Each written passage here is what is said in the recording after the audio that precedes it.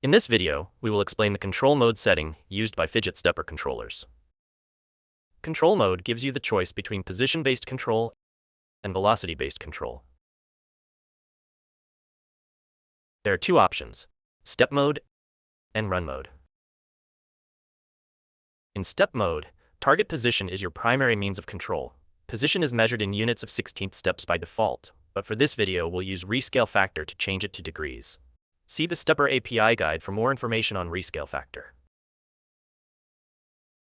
Once the current limit is set to an appropriate value and the motor is engaged, we can change target position and the motor will move accordingly.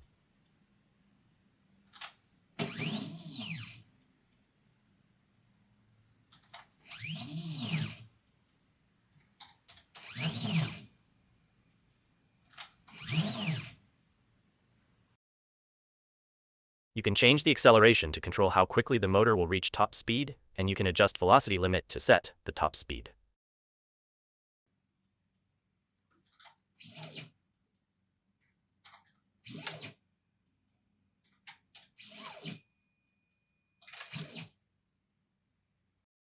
Keep in mind that stepper motors use open loop control.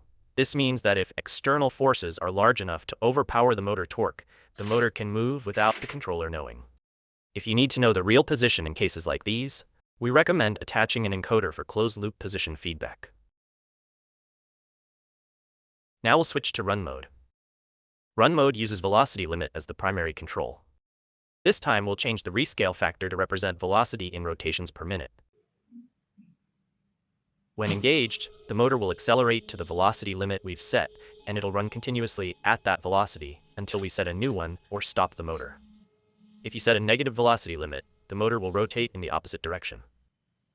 There's no target position slider because it has no effect in this mode. Acceleration behaves the same as it does in step mode, affecting how long it takes the stepper to adjust to a new velocity. For details on how to set control mode in your program, see the API documentation.